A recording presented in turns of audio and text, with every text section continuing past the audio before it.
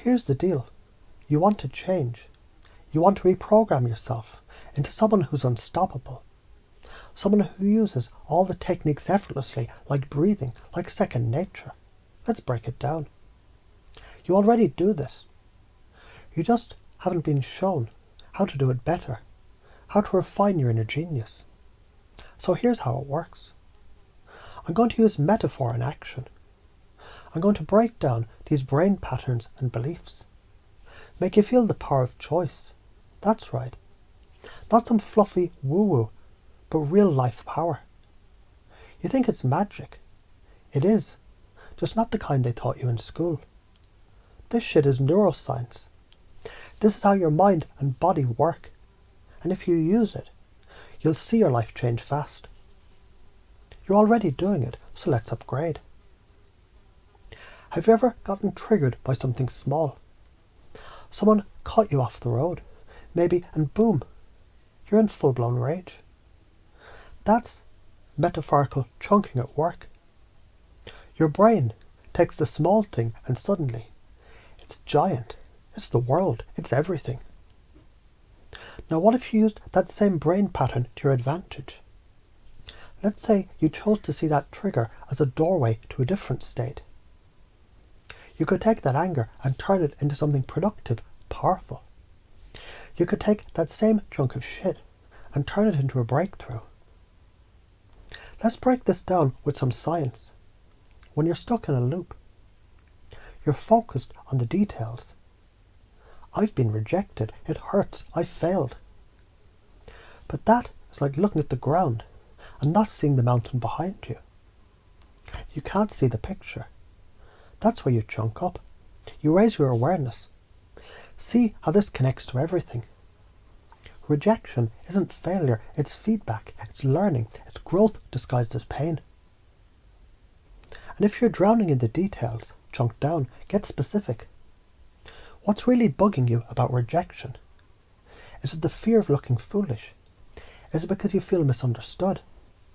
Now break that down, become hyper-aware of it. That's where the gold is. The details are your entry point.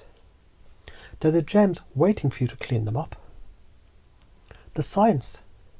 Let me hit you with the neurological facts. Your limbic system, the part of the brain that reacts to emotions, it doesn't give a shit whether it's an angry boss or an angry bear. It reacts the same. The brain makes these unconscious connections, these metaphors. Emotion, danger, rejection, death. It's trying to protect you. It's a survival mechanism that's a little too dramatic. But here's the kicker.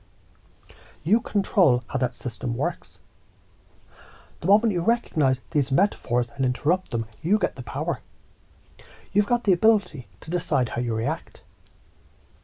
The emotional part of you can't help it. But the logical brain, the one that makes decisions, can choose to be different. You can take the bear and turn it into a rabbit.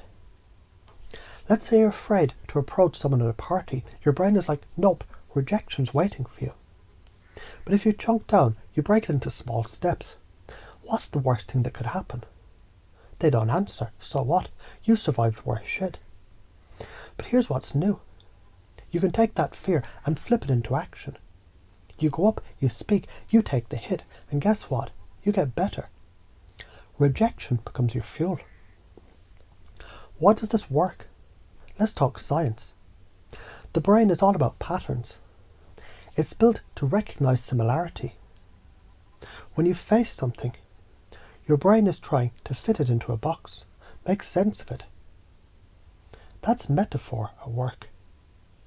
Your brain doesn't know the difference between a physical threat and an emotional one.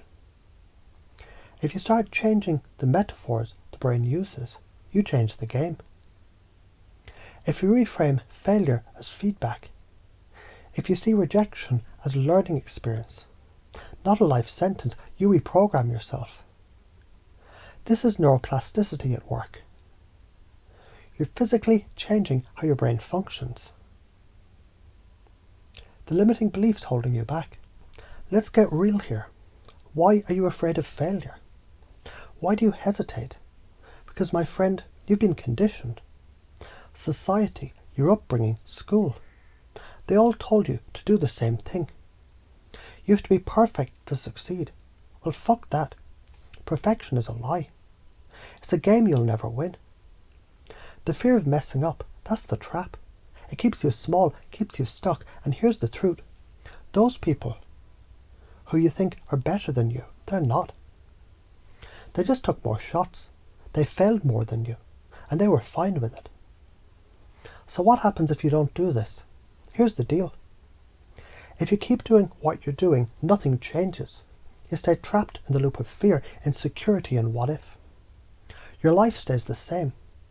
You keep on hiding, retreating, avoiding rejection. Failing to take risks, you stay small. Your potential wasted. You're doing the same shit over and over and expecting different results. Think of someone who always avoids conflict. They're scared of confrontation. They're scared of being misunderstood. But they've gotten the power to stand tall, to have their voice, to interrupt their fears, and show up with confidence. The longer they don't, the more it eats them alive. Their life doesn't get better. It just becomes a pit of anxiety.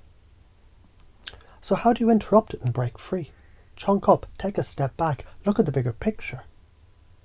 If you don't confront this fear now, it gets worse. It doesn't just go away. In fact, it gets stronger. Now take the small details and flip them on their head. What's the real reason you're avoiding it? Fear of rejection? Fear of feeling small? It's all bullshit. That's the programming. Now let me hit you with a metaphor. Your fear is like a cocoon. Yeah, it's uncomfortable, but what's inside? A butterfly. The pain is temporary. The growth, the transformation, that's forever. The longer you stay in that cocoon, the longer you delay your freedom. If you want to fly, you've got to break through. The real power, pacing and leading. Here's the big secret to create change. Pacing and leading. You get in sync with someone's beliefs, their rhythm. Where they're stuck, you pace them. You show them you understand their fear, their block, and then you lead. You lead them to a place where they can see something new. You open their mind to the possibility, and that their limiting belief is a lie. You're sitting across from someone who's terrified of failing. You pace them by agreeing, yeah, it's scary. You're worried it's not going to work. It's uncomfortable, right? You've synced up with them, but then you lead. But what if you failed? And that was exactly the thing that got you closer to what you want. What if failure is the lesson that moves you forward? This is how you get people to shift. You connect, you build rapport by acknowledging their pain. Then you shift them by showing them the new metaphor. All of this, it's in your control. You don't need to be perfect. You need to act. You need to break the damn chains of fear and limitation.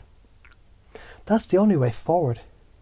Take the fear, take the rejection, take the anger and use it. Use it as fuel for your next step. Because if you don't, you'll stay in the same cycle, the same story that's serving you. This is why it works. This is why it's powerful. Because when you change your metaphors, when you shift how you see the world, you change how you act. When you change how you act, you change everything. Now get off your ass and do something about it.